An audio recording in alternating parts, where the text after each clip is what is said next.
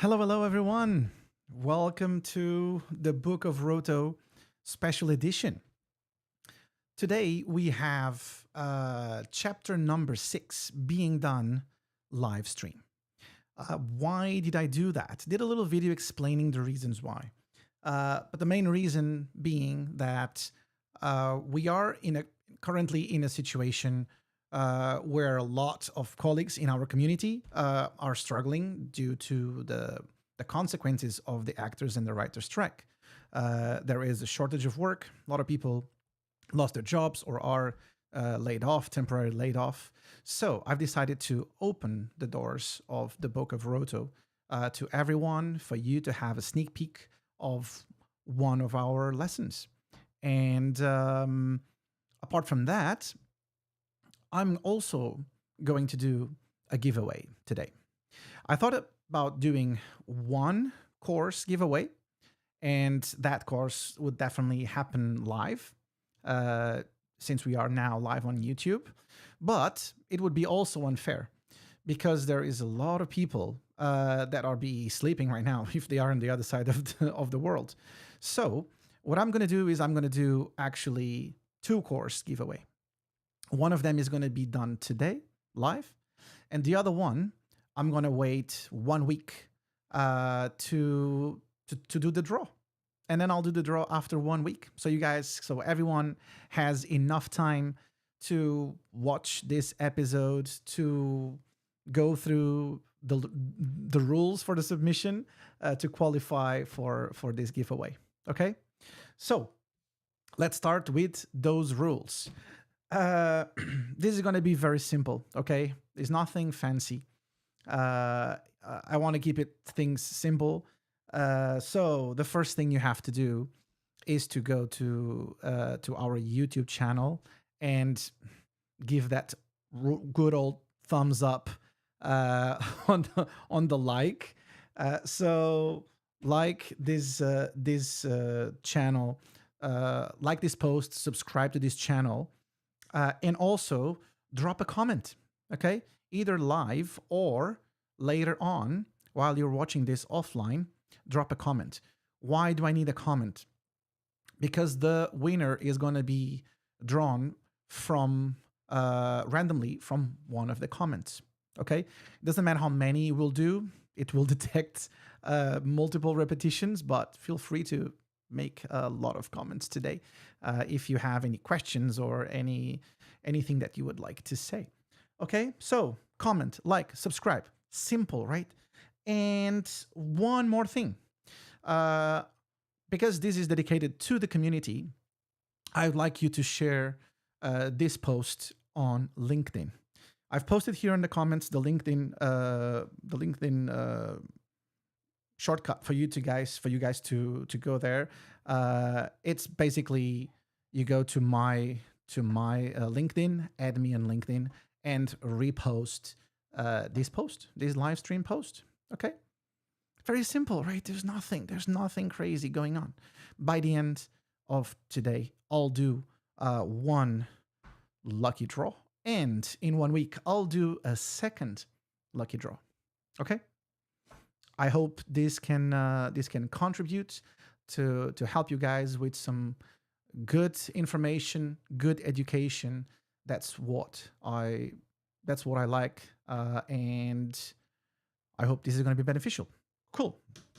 All right. So what we have on the menu for today, the spline, and this is one topic that it's very dear to me. Very curiously, I've done some polls on LinkedIn to ask about splines. Some of the polls were quite controversial, so we've also discussed some of those results. And today, we're definitely going to talk about one of them. What kind of splines do you use to do roto? Okay. We're going to be discussing this in detail. There is still 25% of people that use Beziers, and there is 75% of people using B-splines. Why is this? Let's talk about it. Okay, I think it's nice to put side by side to do a little showdown and see which one makes more sense to use. Again, usually people go and say like, oh, this is my preference. Sure, it's your preference. But again, as I mentioned over and over and over in this course, is your preference based on any kind of performance metric? Or is it just your preference? Is your preference leading you to lose money? It doesn't make any sense, right? So let's try to put some performance metrics in front of this to kind of reduce the scenario where you just say, oh, I like this because it's just my preference. And we can actually figure out what are the reasons people use one or the other. It might be just a matter of information, or it might actually be that there's something really important. So I'm going to be showing you my perspective of this. And please drop some comments on the live stream. If I can do like a little sneak peek, I'll publish them here while we're going through these details. Okay, so we'll be talking about types of splines. We'll be talking about positioning. Where should you position the splines? We're going to be talking about local consistency, temporal consistency, and also we're going to be talking about how to break down a character or any kind of objects in splines. Are we going to be using big splines, small splines, too many, too little? How are we going to be doing this? Okay, I have a good perspective to show you from many years of doing this and training and watching people doing it. I'm lucky to be the head of the BG Prep department at Image Engine right now, a group of fantastic artists that are very dedicated and passionate about all of these things. So there's a lot of discussion and a lot of interest that we put into all of this. So we keep discussing, we keep trying to keep this information relevant. Question yourself constantly. That's the most important thing you should do, is to question everything. Every year I try to question all my beliefs just to keep it real and keep it humble. All right. So let's start with types of splines. Okay. As I mentioned to you, the poll that I've done, I've asked a very simple question. What is your go-to spline? The spline of choice. Is it a Bezier? Is it a B-spline? Is it an X-spline? I didn't put open splines because open splines are kind of the only choice for a certain kind of objects like hair detail or thin wires or something like that. So I took that out of the equation just to keep it very simple and put those three on the table. And today I'm going to be using silhouette to demonstrate this. A lot of people, again, 75-25, it's bang on. Majority of the people are using silhouette to do roto. 75%. 25% of the people are using nuke to do roto. And I get a lot of questions like, why are you using silhouette and why don't you just use nuke? Nuke can do roto. Well, the fact that nuke can do roto doesn't mean that it has any kind of performance behind it. Actually, it's quite the opposite. If you are doing roto, and I mean proper roto, not just the garbage mat for your composite, you know, like any kind of simple things that you can do in 5-10 minutes. I usually say if you can do it in 5-10 minutes, do it in nuke. If you need to spend more than 10 minutes doing something, you have to go to silhouette. Because that's when things start overlapping and you start multiplying. The reasons for using one or the other are too many. Most of them regarding to shortcuts, not being able to corner pin things properly, performance. Nuke gets super heavy whenever you have too many splines. It doesn't like when you have 500 splines and you are moving them around. It's not meant to do roto. It's a compositing package, brilliant compositing package, but it's not meant to do roto. So if you are doing roto in nuke, I'm sorry to tell you, but you are losing time. So all the companies out there, be smart. You know, like just look at this again. All the topics that I'm doing in this Book of Roto course, they are completely agnostic in terms of software. You can use these in any kind of package, okay? But whenever you have to demonstrate something, and I'm going about to demonstrate something and to use something, I use something that I use in the industry, an industry standard.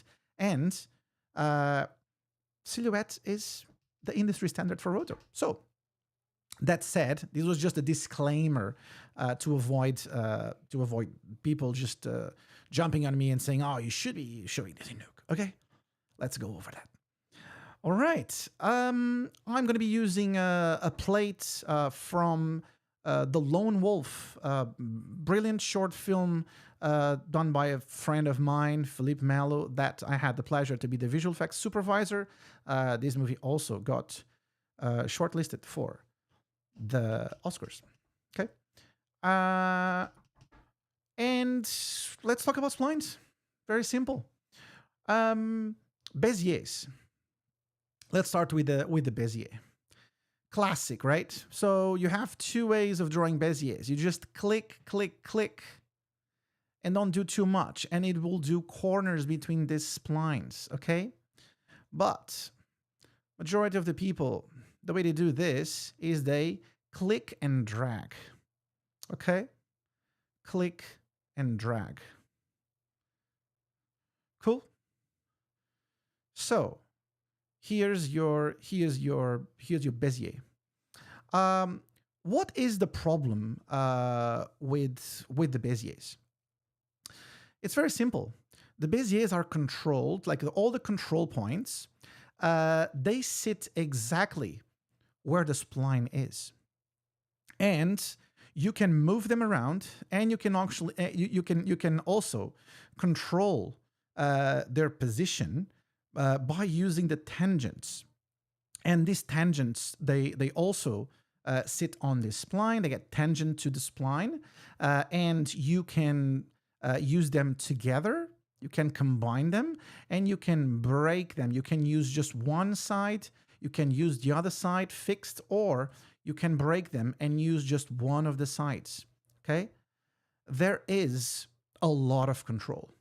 Arguably, I would say too much control for what it's worth it, okay?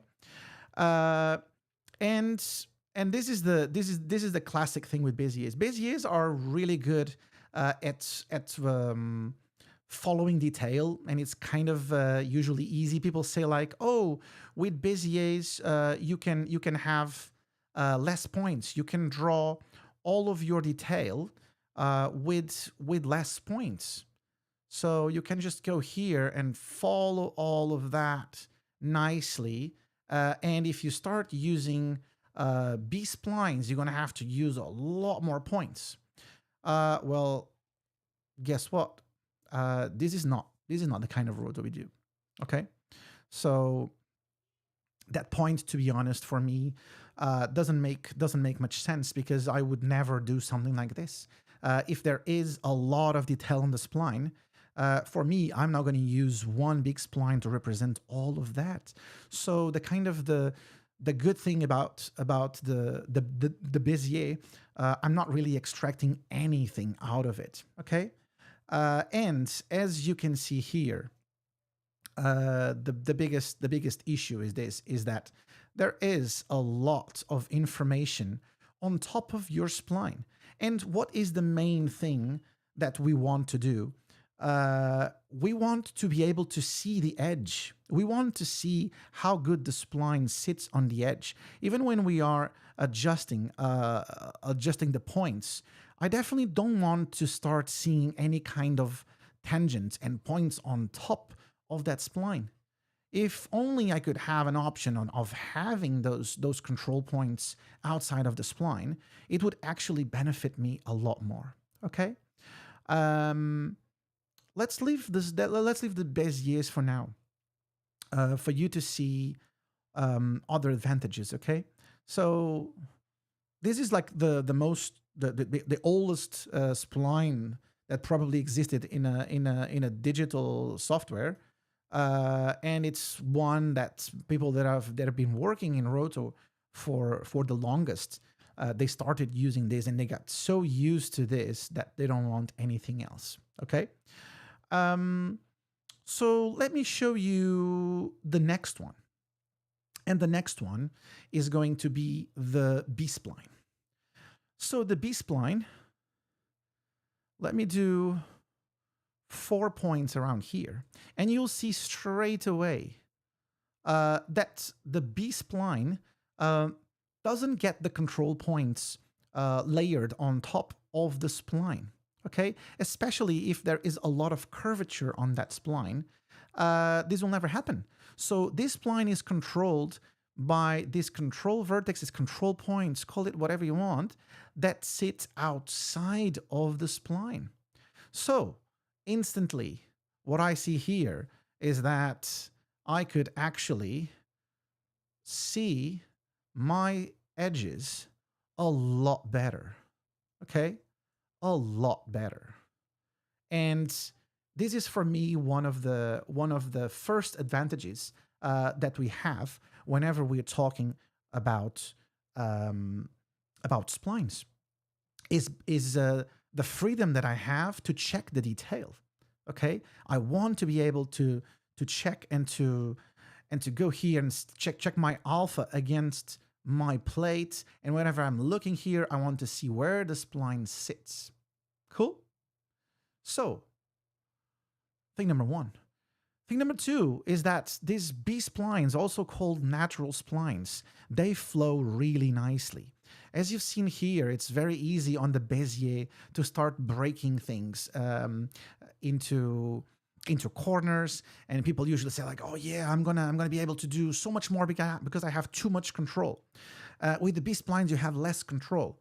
I was like, this is a good opportunity to say that less is more. I want to have less control, but I want a good flow. I want a good flow with these splines, because a lot of stuff in nature is quite organic in the way it moves, in the way it bends.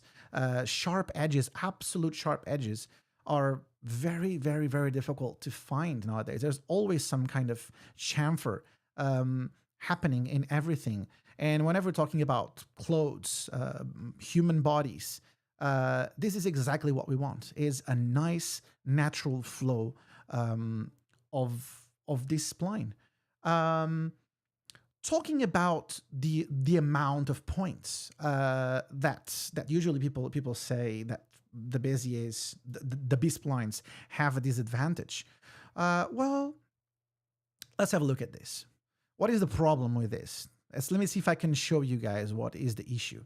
So for me to represent something with the B-spline, for me to invert, to do a little inflection point, I need to actually create more points to be able to do that.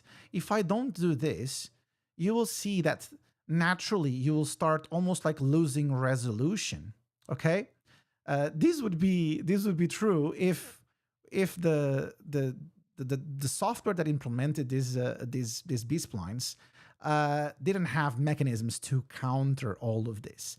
Again, I do not roto the way that I'm showing here, okay? So as I mentioned, there is no way I would do this, and this being a problem for me. But let me show you what is the countermeasures that Boris Effects found for the kind of implementation that we are finding, okay? And again, this is also another thing that is thrown at B-splines and saying, oh, you do that, but look at how much it destroys the other corners, okay? And this implementation is what they called the weight, or as I like to say, the tension, okay? So if you press Alt or the Option button, you will see that you are able to change the tension to the point it almost does a little corner around there, okay? And again, this is very interesting. Like, you can definitely change that tension on that point, but you also see that you are destroying the tension around everything else. So if by any chance you had something aligned on this edge over here, that thing gets absolutely destroyed, right? This is B-splines. That's the nature of the beast. Do I use B-splines? Not really. I use another one that I'm about to show you. But before we do that, let's right-click on this B-spline and let's see what other options do we have. Because it's not only the B-spline kind of control point that we can have. We can definitely have a little corner. So that's that crazy advantage that the Beziers used to have, which is I can actually do sharp corners with less points. Well, actually, you don't really need, because you can do a corner with this anyway, you know, and you can control what is the angle that that corner will do. Okay, so there's no real reason not to use this spline that has such a simple interface. And of course, whenever you do a corner, it sits on the spline. So if you want to use a corner, you're going to have to deal with it, okay? So the B-spline also allows you to change back to the B-spline point, okay? Now, as I mentioned to you, the problem of changing the tension can be solved with something interesting. And that something interesting is called X-Spline, okay? And the X-Spline, I'll try to do exactly the same thing. 4 points. It looks pretty much the same thing. A lot of people, I would even say majority of the people, like by looking at the poll that I've done, only very little people actually chose X-Spline. They're like, I just don't use it. I would say majority of people have no idea what is an X-spline. An X-spline exists only in Boris Silhouette. It doesn't get implemented by Nuke, for instance. The B-spline and the Bezier does. So what are the differences? For me, the biggest difference that we have whenever we choose an X-spline is this little detail. I'm going to change the tension on this point and look at the difference. Only this point is being affected. All the other points, they are kept exactly where they are. All the relationship, all all the weight on the other points is maintained. And the only thing you do is to change this until it actually becomes a corner. Or if you keep going forward, it becomes a cardinal point. Okay? So the spline goes through. It's almost like a Bezier. Cool? So this here allows you to literally control and also animate, because I can go now a few frames later and change this tension, and you will see that this tension will be animated. So you can change the tension. You have full control over the tension on this point. Okay? You can also change this point to cardinal. So that is kind of the thing about X-Splines, is like it's almost like a B-spline and a Bezier had a baby. And you can actually have the same kind of points that you have on the Bezier, you have on the B-spline. So it's kind of a hybrid, okay? This hybrid comes with a little issue, okay? And this is here where you have to start making your choices. What is this little issue? The spline is brilliant, okay? Now, whenever you export these splines into Nuke, the Bezier is going to convert as a Bezier. It's going to be exported as a Bezier. The B-spline is going to be exported as a B-spline. And the X-spline, as you know, it doesn't get implemented in Nuke. So it gets exported as a Bezier, okay? And eventually has a lot more points because of our ability to actually change the tension on that, changing the tension the way I showed you with keeping that weight brilliantly in place. So for this reason, there will be a few more control points whenever you export these splines, this roto, into Nuke splines, okay? I'm not talking about exporting mats. I'm talking about exporting Nuke splines. Whenever you export this X-spline is going to be in Nuke as a Bezier, okay? And now people will say, that's a deal breaker. Oh no, like if I exported a B-spline, I want to have the control of a B-spline because I want to be able to modify the splines in Nuke. Why? If the roto is good, ideally, you don't even need to change any spline in Nuke. If you need more separation, you can just go back to Silhouette or ask your roto paint department to separate more. Okay, usually the separation is already agreed during the bidding and briefing stage with the compositing supervisor. So you should be able to have everything you need to do your job the way the roto gets rendered as a mat. Okay, so why would this be a problem? Well, it is a problem if you really are attached to having B-splines. If you love B-splines and you're really attached to having B-splines in Nuke, you would have to use a B-spline and give up on all of the capabilities, the hybrid capabilities and the tension control that you have with the X-spline, okay? You have to give away that. If, in the other hand, you really don't care, you are working with ultra efficiency, you don't care about splines in Nuke. And if you care about splines in Nuke is to do any kind of separation or use the spline to drive something. So you don't really want to modify the spline and you don't mind just having Beziers hanging around, which bothers me a lot, to be honest. But for me, the advantage to use the X-spline is while you are actually developing the roto. That is what bothers me. Is for me, using B-splines allows me to be faster, more efficient, and have more detail, more control over the splines. That's what matters for me as roto is concerned, okay?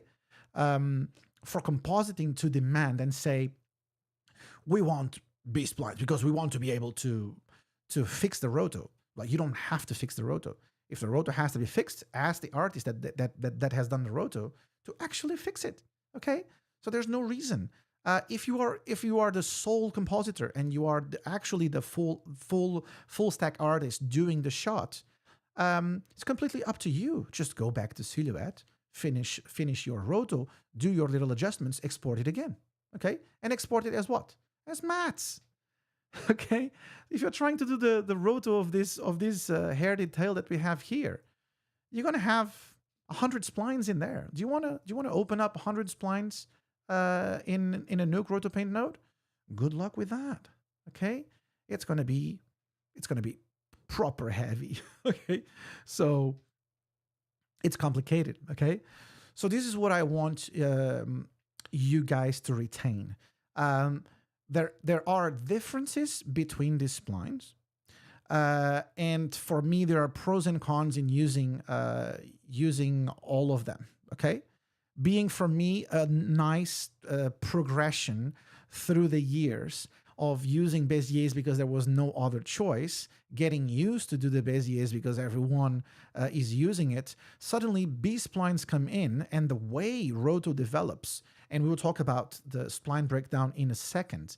Kind of gives me the best choice to start using B-splines because I have way better control. They flow nicely. They are easy to animate. They don't have over control with all the control points and tangents, both control points on the tangent that you can actually break them. It doesn't sit on the spline. The control points don't sit on the spline, so I have more visibility.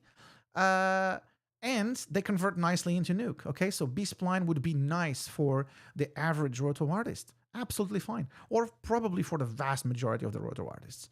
Now, if you want to have even more control, if you like to use the tension, not everyone likes to use the tension, to be honest. Majority of the people that I know that does roto, they say like, I couldn't care less about the tension. I don't mind just dropping a couple more points if I have to do a little corner. I don't mind just dropping a couple more points. And it's absolutely fine. Okay, so you just stay with the B-splines.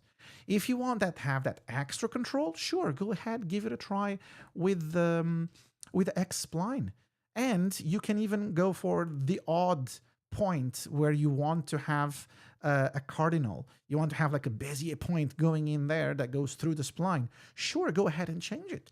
That's full capability of the spline right there. Okay, having in mind the consequence of this is going to be whenever you're going to Nuke, it gets converted into a Bezier. Okay, for me, as long as I'm not touching Beziers, I'm fine. Okay, so if I use X-Splines, I render everything as mats, and I'm happy to comp with that. Okay, always happy to comp with mats and not having splines hanging around and making my scripts very slow. So make your choices. Okay, here are the metrics for you to use. Give it a try. A lot of people don't even give it a chance and just say like, oh, I prefer Beziers. Why? I don't know. I just prefer it. It's usually the preference comes down to it by default. You know, that's the only one that I know, so that's the one I prefer. I don't really like that perspective. Okay, I like the perspective of I've tried all of them extensively, and my choice, due to a few reasons, is this one. That for me is the best argument. And absolutely fair play if you prefer to use Beziers and you are fast with that and you have full control and you're not bothered with all the troubles that I've mentioned here. Okay.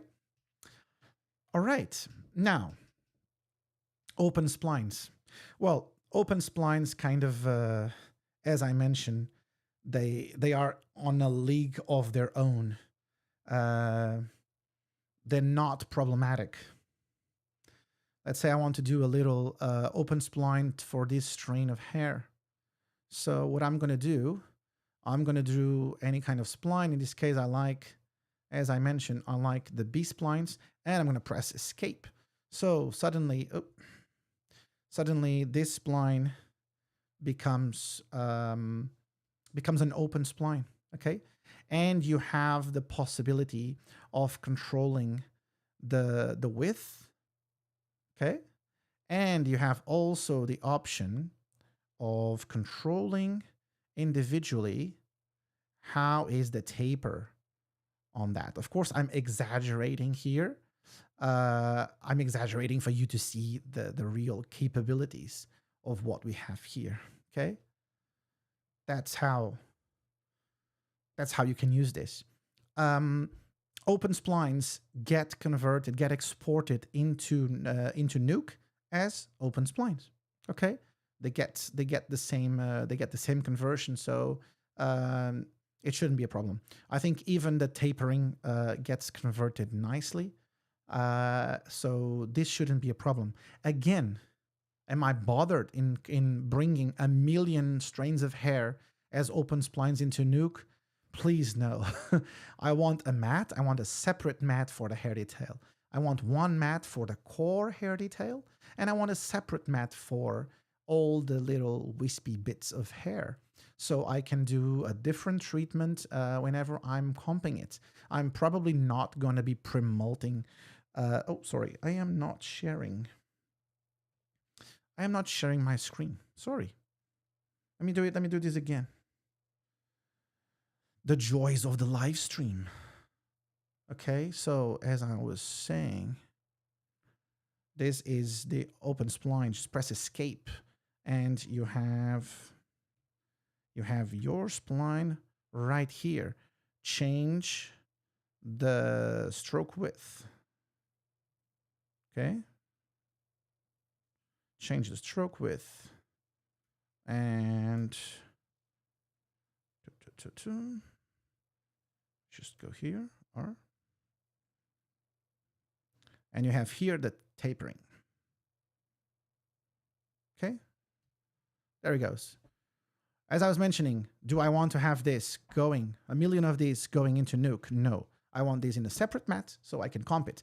Probably I will never be able to pre-molt this because they are super transparent, so I'm going to have to treat this with any kind of solid color, so I can do a different multiplication to add this back into my comp.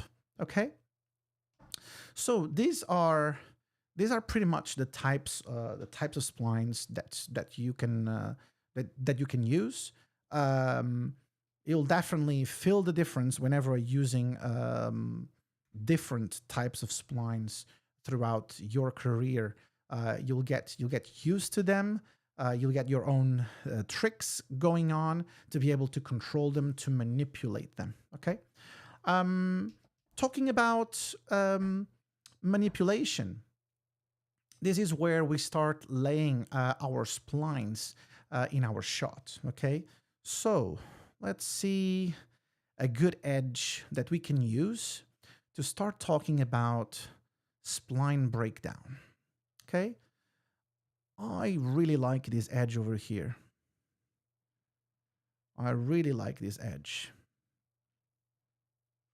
Look at that. A classic situation. So, how do we usually start laying down our splines? I've seen a lot of recent developments on the AI roto that either creates a generated mat that boils all around, or as recently been published, there is already a software that is using splines, that is laying down splines, generative splines around the object. What is the problem? It lays down one big spline around all of this, with all of the control points going on. Pick, pick, pick, pick, pick, pick, pick. Okay, so something like that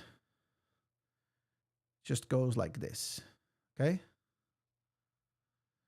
following the whole character. We definitely don't want to use any of this. And what we want to do is to start trying to understand how can we be efficient when we are laying down our splines. The fact that we can have a spline following and being glued to a certain edge and represent only that edge is what gives us the absolute control and the absolute quality. Okay? Each time I have like an inflection like this, I have a lot of problems with this. Whenever I try to move, whenever this character is rotating, you will see that the edge that we have here doesn't represent the same part of the body that is represented over here. We are seeing the fold of the back of her arm, while here we are seeing the front of the arm. Okay, so this ultimately comes down to parallax. Okay, if you want to forget about body parts, think about parallax, think about the depth. Things that are closer to you will move faster. Things that are further away from you have the perception of moving slower. So do the splines that represent those edges. So the best thing for you to have full control while you are animating all of this is to actually separate those body parts, everything that is in depth. You need to start separating those things into different splines. So the way that I'm going to be doing that, I'll be using X-Splines. Goes like this.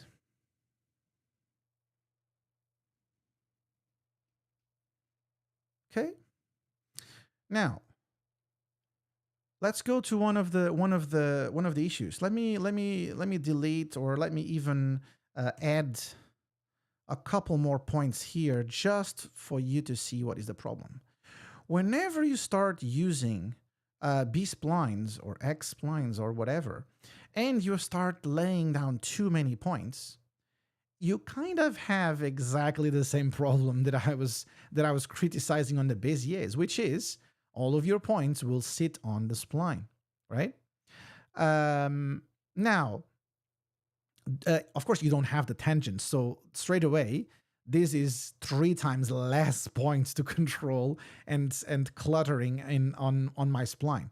So I can see this edge much better. Now, do I need really all these points to represent my spline? No. Look at this. If I have potentially just 3 of them, I usually try to have the rule of 3. If I can represent my edge, my active edge, with only 3 of them, I might be able to go away and have only those 3 points. All the points that are inside, to be honest, they don't really count. For me, what counts is the first point that is inside controls the angle of attack. Okay, so it controls how this spline is going to be attacking. Same thing happens here. I could even risk that I could delete this and have only 2 points representing this spline that respects to that edge, that fold that is over there. Okay? So the first point inside that is not the active outside edge controls the attack. See? All the points here, just garbage. Just give it as much as you want. It doesn't matter. Okay? So only the things that are outside. And look at this. Look at the beauty.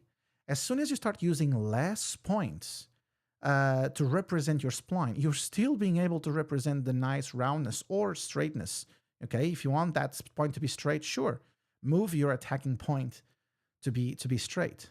But if you are using the least amount of points, maybe 2, 3 maximum for that edge, you're able to control this and have the spline absolutely clean on the edge without any points to going on top. So you can check your edges much better. Cool. So now let's go ahead and draw a few more. Okay.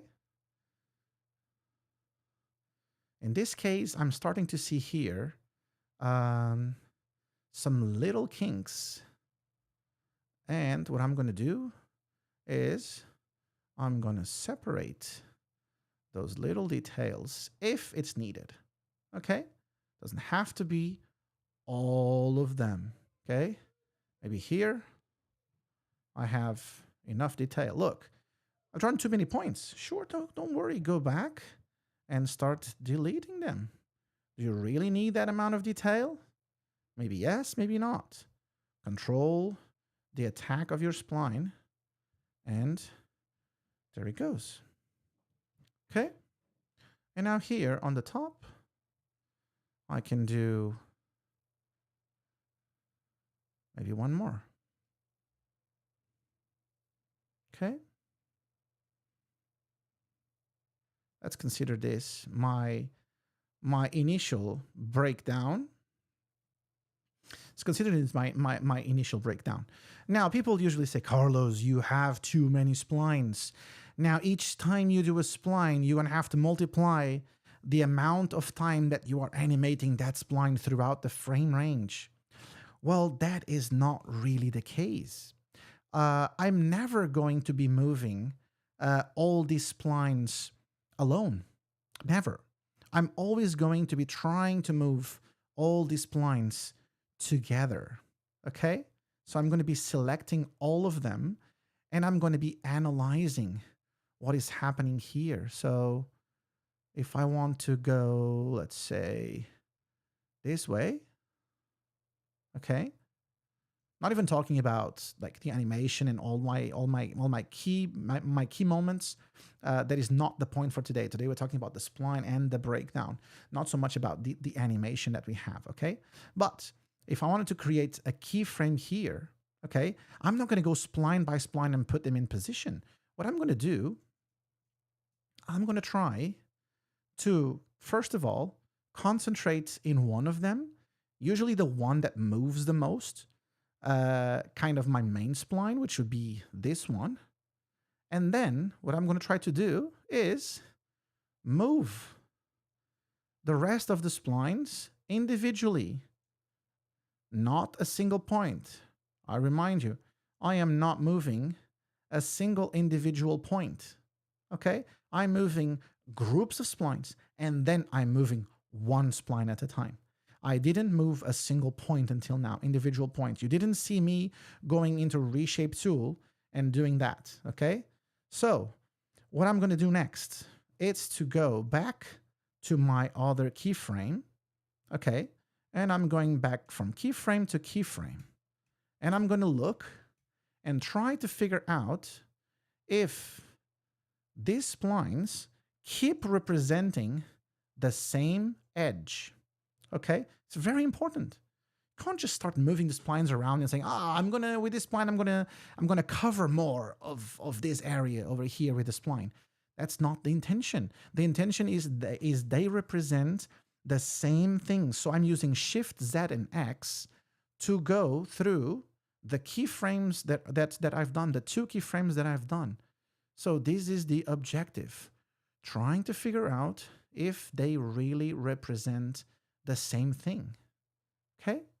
And of course, whenever new detail starts to show up, for instance, this, what I'm going to do here is like if suddenly all of this detail gets hidden, no problem. You leave them inside your objects and eventually you can even turn the opacity down. One of the things that I use with my controller, I don't know if you can see here, probably not. Maybe with this camera you can. You see here my Toolbox controller that I have here in my left hand. One of the things that I have in here is in and out points for opacity. Okay, so I can control and I instantly can just click a button and have an opacity with 1. And then after that, I can have opacity 0. So I'm animating the opacity and suddenly the splines disappear, okay? And what I can do is whenever I have new detail being generated, I can just use that and create a new spline over there, okay?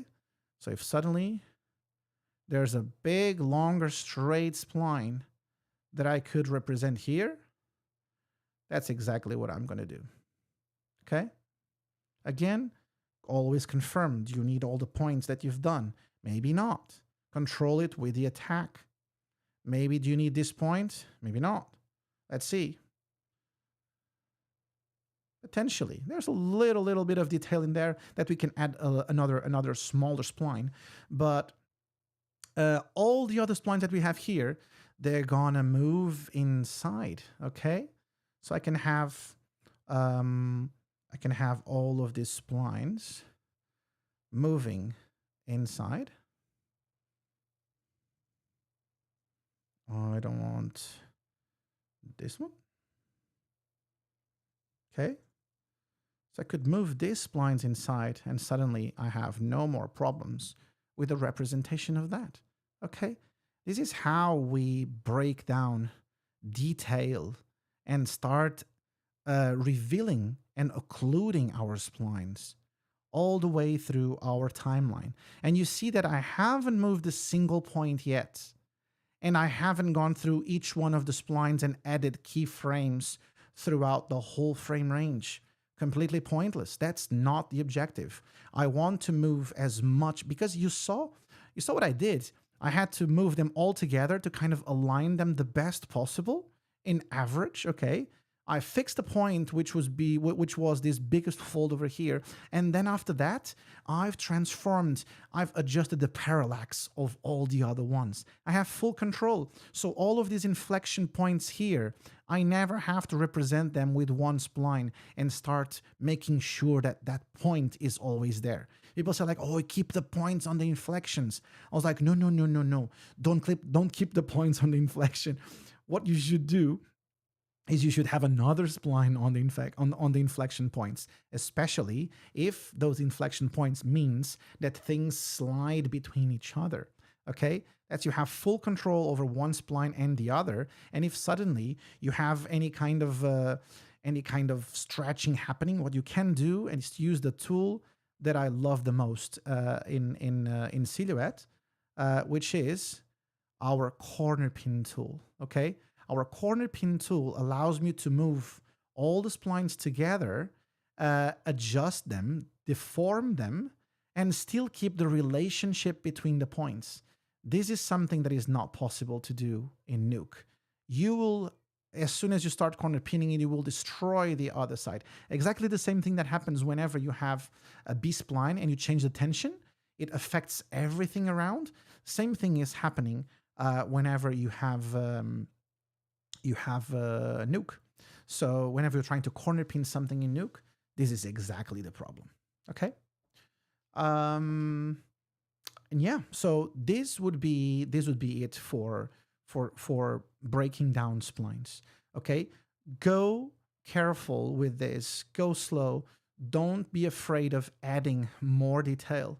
If suddenly there's a new piece of detail that you are creating, don't start trying suddenly adding extra points, something like this. Like you're here, you want to reshape your tool, and then you start adding point here and a point there, and you start adjusting all of these things, okay?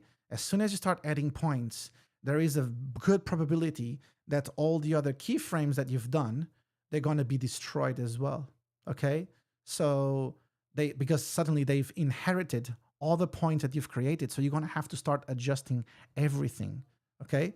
So what I would like to do, if I have to change something in a spline or divide a spline with something, create another one. I prefer to create another one. But if I have to change something, I go here to the ripple edit. Okay. Or the called multi-frame in Silhouette. So you have the multi-frame. And whenever you change something in one of these, it will change on all the others, okay? So suddenly, if I wanted to say like, okay, this spline now, I want to represent less of that edge. I know that this is being changed on every single frame. And now what I would like to do is to actually, let me turn off the multi-frame and actually represent the rest of the edge with another spline. Okay. Okay. And now I know that I have to animate this, trying to match the spline, the keyframes that I have on the other spline. But I know that with the multi-frame, it actually changed everything on the other keyframes. Okay. Adding points, very dangerous, very dangerous. Okay, you are definitely going to buy yourself a big problem and a big destruction in your keyframes that are already done. Okay, now let's just go back. Let me just delete this. Go back to this frame here. Okay, this keyframe is still good. Now, the last topic that I would like to talk with you today is about the consistency. Probably the most important word in the roto world.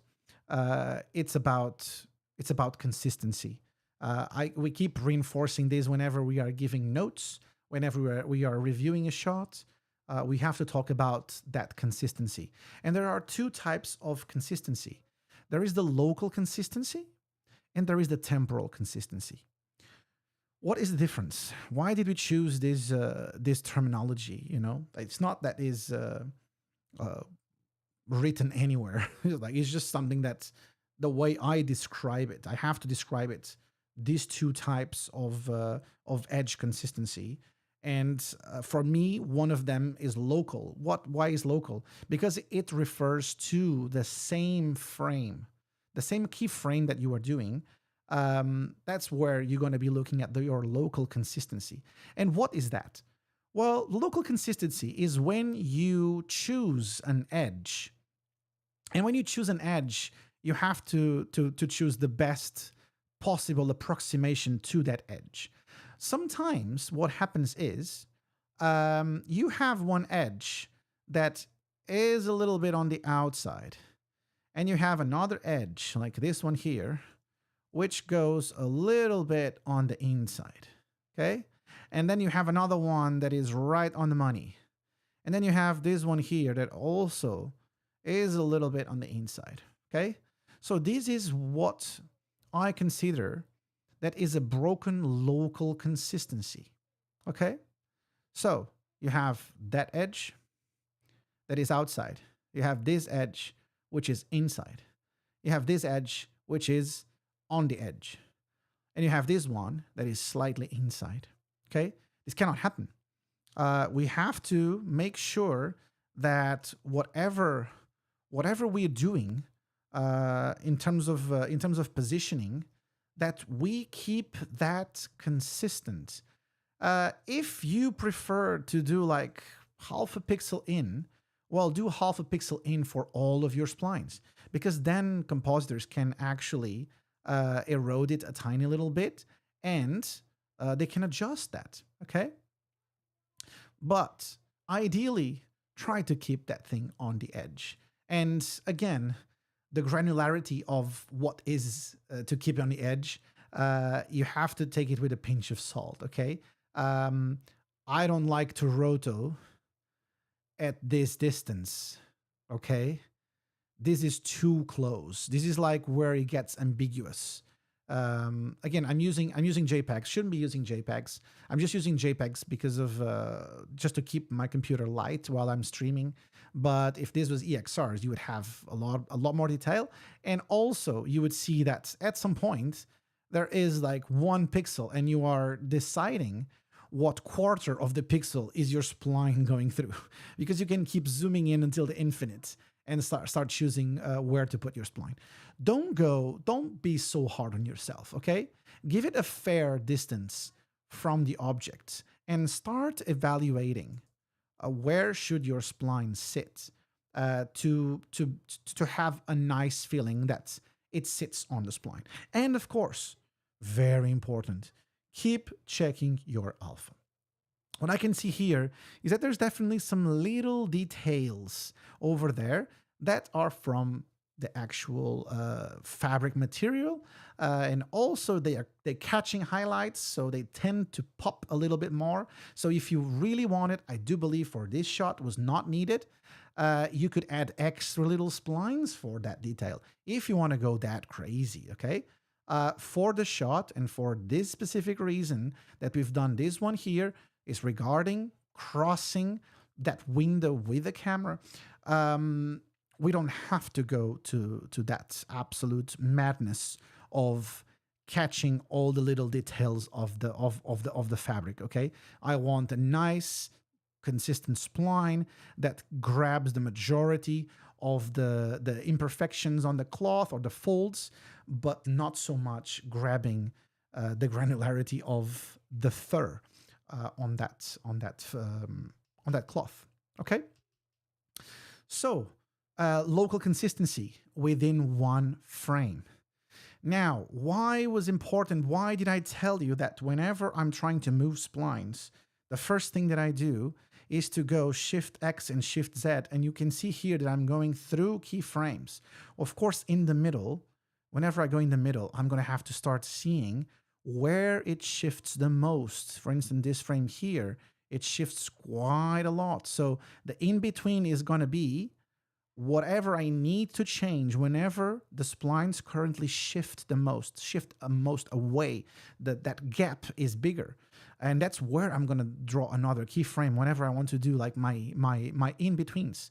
We will have time to discuss animation on a different lesson of this course, okay?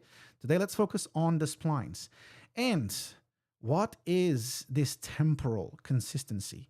Well, if I'm absolutely happy with what I have, which I'm not over here, okay? So I would definitely try maybe to split this spline in two because I cannot probably represent this little kink. Or if you want to go, just add a couple more points or redo this spline and add a little detail. Again, we don't have to be so orthodox to the point of saying like, well, never. I need to always represent my spline with 2 points or 3 points. No, you can break the rules, you know, like it all depends on how far can you take that spline without start swimming the points around, okay? So what is the temporal consistency? Temporal consistency is whenever you have one frame that you are happy, and then you do the next frame. And on the next frame, while you are adjusting your splines, you actually create the same problem with the positioning of your spline that takes away that consistency, okay? Even if suddenly you've done this to all of your splines, let's say, let's try to keep the consistency, the local consistency working, okay? I'm gonna put all of them slightly in, okay?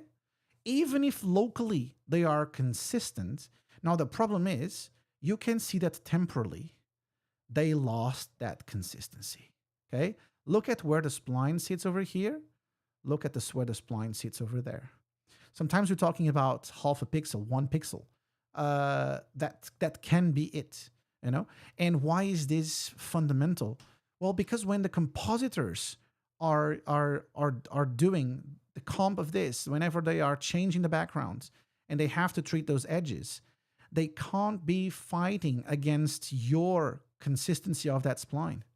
They need to apply one procedural technique to the whole thing that kind of works. They can't be animating frame by frame and saying, oh, on this one, I'm going to have to erode a little bit more because they rotoed a little bit inside, or the opposite. So it's quite complicated. It's quite complicated for this to work. So we have to be very consistent. Whenever we are checking the shots, we should be looking at that. We should be looking at all the keyframes and all the in-betweens. Sometimes on the keyframes, everything goes well. So you go through the keyframes that you have recorded and they look good. But then whenever you go through the in-betweens, you start seeing like, oh, a little gap over there. And it's like, oh, a little gap over here. Oh, a little gap over here. So what we have to do is to either fix the keyframes or create some more keyframes to be able to fix that temporal consistency, okay? So the perfect solution is always whenever your shot is locally consistent, oh, little problem over here. Again, in the end of the day, if I have the need, I can go here and adjust my attacking points. This is like, again, my last resort. My last resort will be to change 1 point in a spline. Okay? But that's how it works, you know? We go groups of splines, one spline, or individual splines, and then individual points. Okay? And that's how you keep the consistency. Cool? Have to be very careful while you are analyzing all of this. Keep checking your alpha. Keep checking your alpha. Okay? I like to assign, because usually what Silhouette does is it does a cycle through your overlay, your gray, your prim over gray, and then your alpha. So what I like to do, and I know that at some point Silhouette had this as a default. I don't know what is the shortcut key because it's not usually on the manual. But what I like to do is go to my script editor, and I have a little script done by my good friend Gordon Marshall. So he done a little Python script that you can just load and execute each time you open Silhouette, or you can have this running whenever you are setting up your variables. And basically, this allows you to straight away switch between output mode. Remember, output mode is the rendering mode.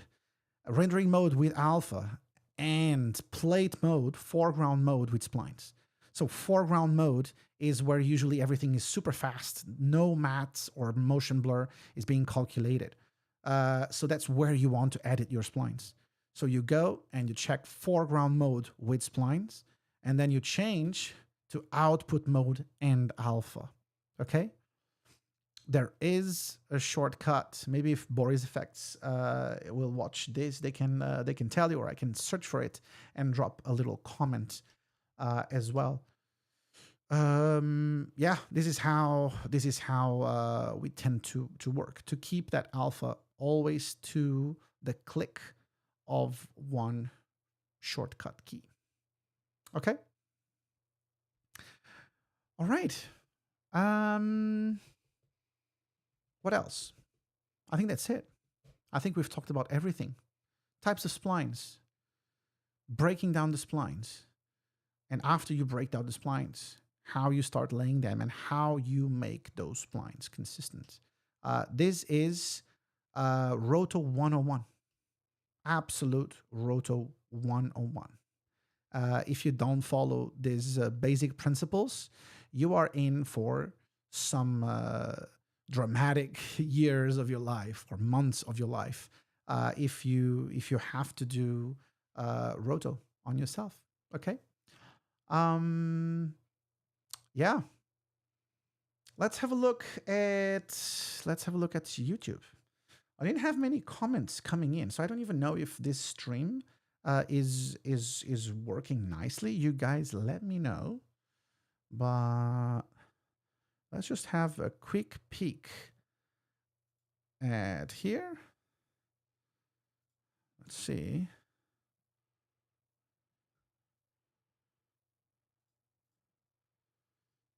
Don't have much happening here. I don't know if this stream is actually working nicely or not.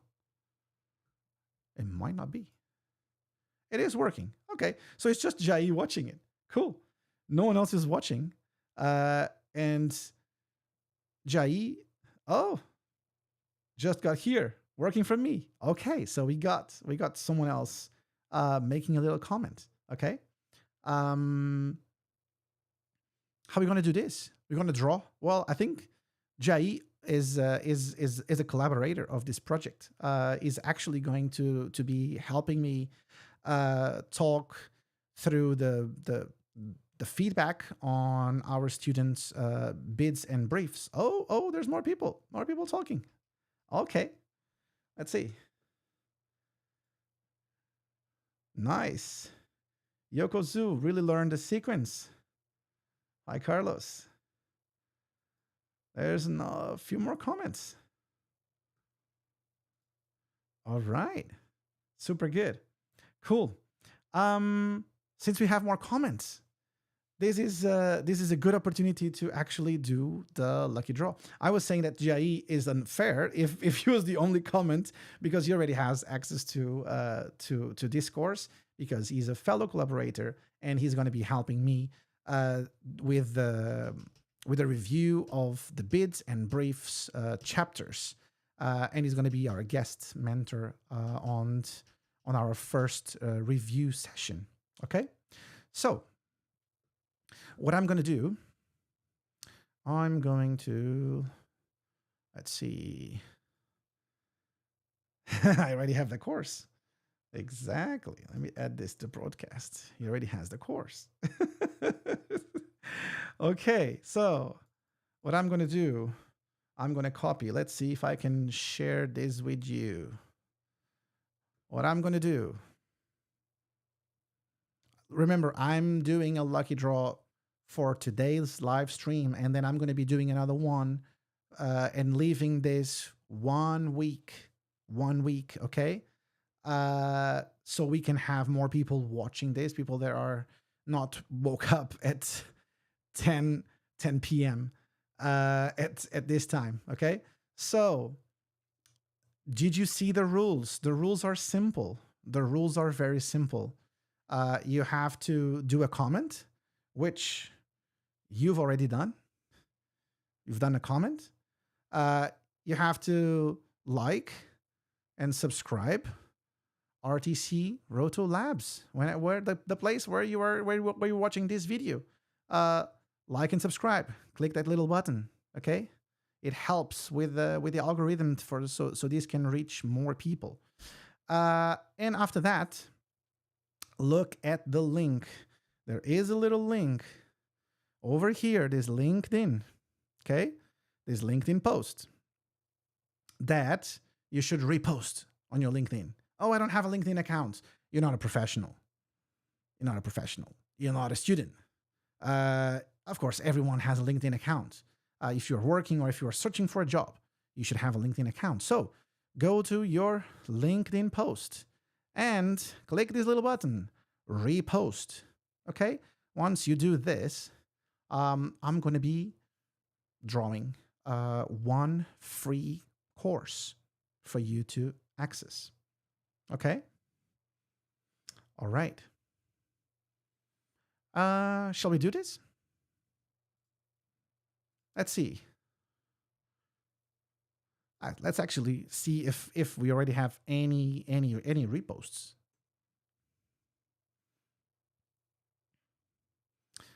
There's no reposts. There's only one repost, which is me. Okay, so we don't have any reposts yet. So that is the problem. No one wins. If I don't have any reposts, no one wins. If I have several reposts, I can actually draw a random comment on our YouTube and allow this to happen. Okay? So while you guys do this, or else I'll leave this live lucky draw for later. What I'm going to do is show you a little bit of what is happening on the Book of Roto. Okay? To buy you a little bit of time if you want to win this package. So I currently still have the 20% off code from Black Friday and Cyber Monday. You just have to use, if you want to buy this course, you can use Black Friday 23 on your checkout and you get instant 20% discount. Okay. If you've done that, if you've registered that to our list, then you'll be able to access that. Okay. So what are we doing? Is this course, people usually ask me, is this course all finished? No, it's not. Okay. I am releasing every week a new episode. Why is this? I don't have the time to do the whole thing, but I really want everyone to be watching this while I'm developing the course. So this is an early bird access price that you have whenever you are accessing this. And these are the prices. You have a basic tier that allows you to watch the videos. You can watch the streaming recording. You cannot download, but you can watch it. You also have access to 15% discount on a commercial license of Silhouette and Mocha. Incredible deal. And you have access to our RTC Cast and Crew forum. Okay. I'm also offering, for now, while I'm developing this course, I'm offering a coaching session, half an hour with me, talking about anything. Ask me anything. Do you want to look at the show reel? Do you want to look at any specific technique? Ask me anything. Okay. Then you have the pro. The pro tier, we have 6 projects to go through, and we have live. We have offline monthly. So every month I'll invite a guest, being the first one, my good friend Jai, that is watching right now, to go through all the work that you've submitted. Okay, you'll have royalty-free footage that you can use on your show reel. You have good quality footage, professional footage that you can use to practice. Okay. And you'll have, of course, access to the monthlies and the past monthlies. If you've subscribed later, no problem. You have access to those monthlies, all the database of monthlies that we've done. You have access to all of that. Okay. Again, you'll get a coaching session, and by the end, you'll get a digital certificate. If you really enjoy talking with me and you want some more guidance, you want to go through individual coaching, so I can help you tailor the kind of information that you get if you have any doubts. Again, this is precious time for me and for you as well. So I want to fully dedicate that time to you, to helping you. You have the last premium tier that allows you to have access to 6 coaching sessions and also to download all the videos for you to watch later and forever. Cool. And that will be it. And also have a job board that I'm going to be creating by the end of this course, that I'm going to be featuring the students that have done my premium tier. Okay. So this is my Kickstart deal. We have support from our good friends at Boris Effects. That's why you have access to good software. Okay, I'm completely against pirating softwares. Usually on my courses, whenever I'm teaching and I have like a full dedicated schedule for teaching, it is included for every student an educational license. In this case, because this is an online course, I don't have time for that. What I have here is an affiliate link for you guys to have a really nice discount. You can see you have monthly subscriptions. Of course, you don't have to buy the year subscription. You can have a monthly subscription. And believe me, $56 for having access to a proper Silhouette license commercial that you can actually use to work. It's a really good deal. Okay. You can watch our previous podcasts that we've done. Amazing one with artists, supervisors, heads of department. It's incredible. And listen to what people say. Bunch of liars. Okay. So who is this course for? Pretty much everyone that wants to have a deep knowledge about Roto. This is not a tutorial course. This is details. This is the kind of stuff that you don't find on the internet. This is all the little inside secrets. Of course, I'm not disclosing anything that is show related or pipeline related to a specific company. This is all technique based, strategy based, anything that is agnostic in software and agnostic in pipeline or company where you want to work. So this is dedicated to all Rotopaint artists, all compositors, and even other visual effects artists from other departments. They are very curious about details of Roto, okay? This is Roto engineering. This is not pushing buttons, okay? All right. Did I buy you time? Let's see. Let's see. Oh, there are a few reposts. There are a few reposts. I don't want to see who is a repost, because what I'm going to do, let me share this with you. What I'm going to do, I'm going to copy this YouTube link. I am going to already enrolled in our amazing premium course. Oh, nice. Nice. All right. Thank you so much. So what I'm going to be doing, I'm going to be here on our comment picker, YouTube comment picker. I'm going to be pasting our YouTube link. I'm going to be filtering duplicates, so we don't count as many comments as you've done. It doesn't count. So it filters all the duplicates. And I have to put this here just for bot reason. Get YouTube comments. Oh, something went wrong. Okay, it's been a while since I've updated this. Let's try it again. Oh, doesn't like. So let's open again.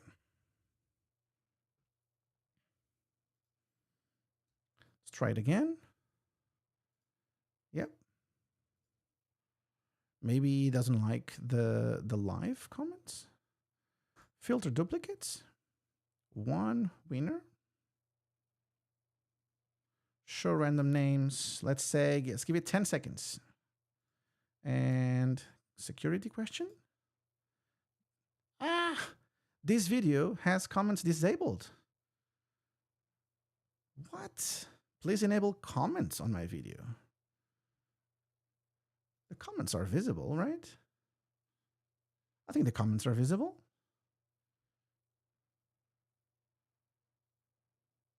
Yeah.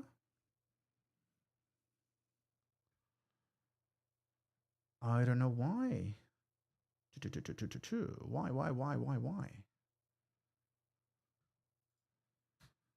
Let me see again.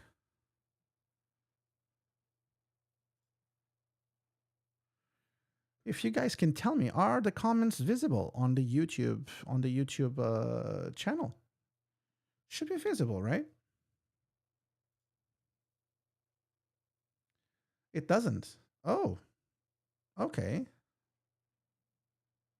So the comments are not visible.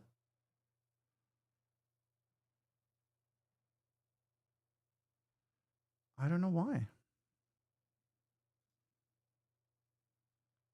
I can see other viewers' comments. I can't see. Oh, Jay can't see other viewers' comments. Interesting. How do I activate the comments? How do I activate the comments? That's a good question.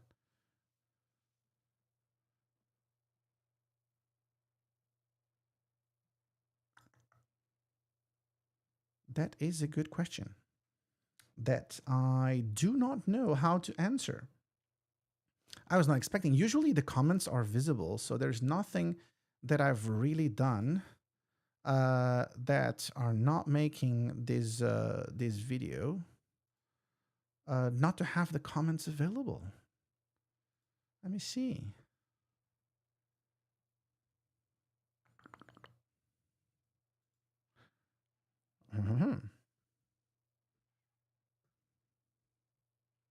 Hi, chat.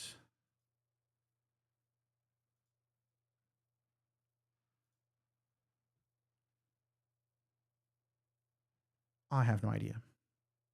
So what I'm going to do, I'm going to stop the streaming, and I'm going to do the lucky draw offline after I figure out how to make those comments possible. Okay, that's really awkward. My apologies, but I'll definitely do that lucky draw, and I'll announce, or I'll actually do a little video doing that whenever I make those comments visible, because my YouTube random comment picker is not allowing me to do this. Okay, there is definitely a winner. there is 3 reposts, let me tell you, if there is 3 reposts, there's 2 people that can actually win this course. So you'll see straight away. It's going to be one of these 2 people. Yanging Zhu already has it. Sharon. Sharon and Young Zhu. Sharon works with me. I don't have the Roto with me to pursue the career. Okay. Says Project Hell is sexuality. All right. I do believe since Yang Zhu already got this, Miss Sharon Cheng is going to be the lucky winner of this course. Okay. Since no one else did the little repost, but you guys see my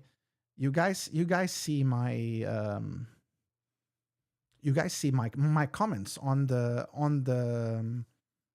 channel, right? You guys can see my LinkedIn comments, right? I think so. If this didn't work, I'll get it figured out, and I'll do another pass and seeing if you guys cannot see my LinkedIn comment, I'll draw from the comments that are here from everyone that has watched this. Okay. All right. It's later over here. We'll get it sorted. Remember to do this, to repost this on LinkedIn, and to leave a comment on this post whenever you can, because in 1 week I'm going to be drawing another free course. Okay. All right. Bye bye. See you later.